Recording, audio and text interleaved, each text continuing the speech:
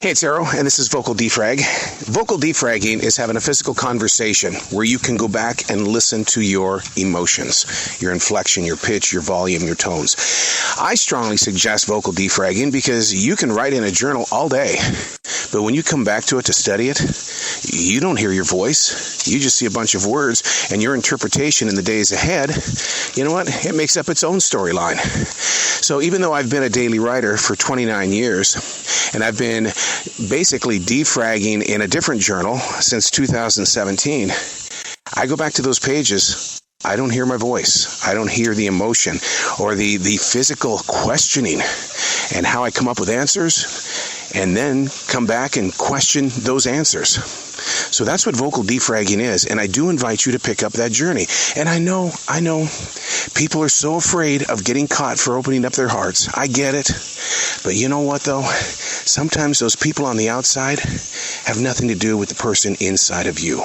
That's why I suggest, and I do encourage you, to vocal defrag. Today's subject, it came to me really hard, and it's been something worth researching. It actually started when I went to, I'm getting ready for a colonoscopy. Oh my God, he said that word? Oh my God, I wish everybody would have a colonoscopy. But the doctor was concerned with this thing called invisible reflux.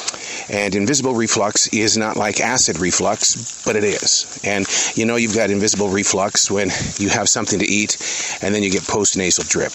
Your voice is hoarse and there's other things that are going on inside your mouth like bad taste and stuff. And so I sat there and I thought about, invisible reflux, which is called silent reflux. That's kind of like the official term of it.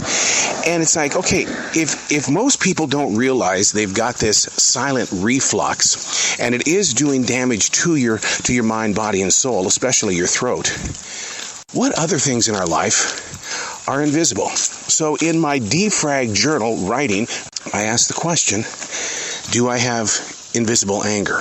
Is there such a thing as invisible anger? What about you? You've got physical anger. We all have that.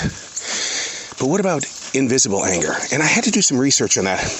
And believe it or not, invisible anger does exist. People who have invisible anger don't really know they've got it, or if they do, they try to hide it.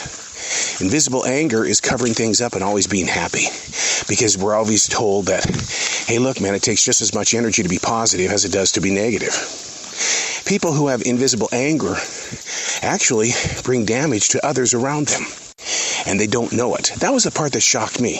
They don't know that they've got invisible anger and they're using it on other people. Some of the ways that you can identify invisible anger is sarcasm.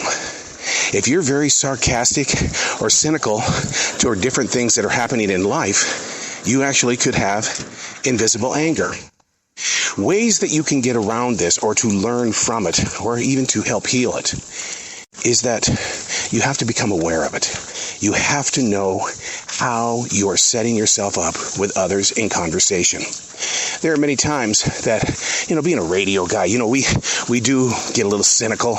We do get a little sarcastic because, in radio, when you're jocking it up over a song or you're doing it on talk radio, people tend to laugh at stuff like that.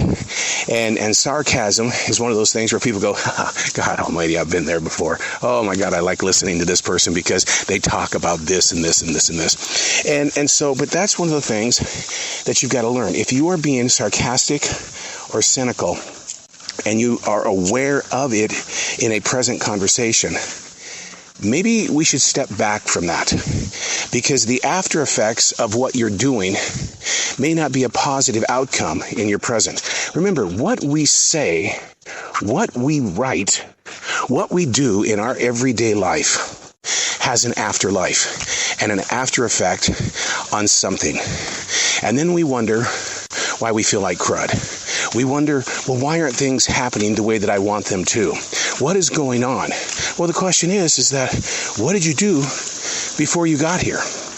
Were you locked inside some sort of invisible anger and without even knowing it? But now, because of how you're handling things, you might actually see yourself as an invisible, angry person.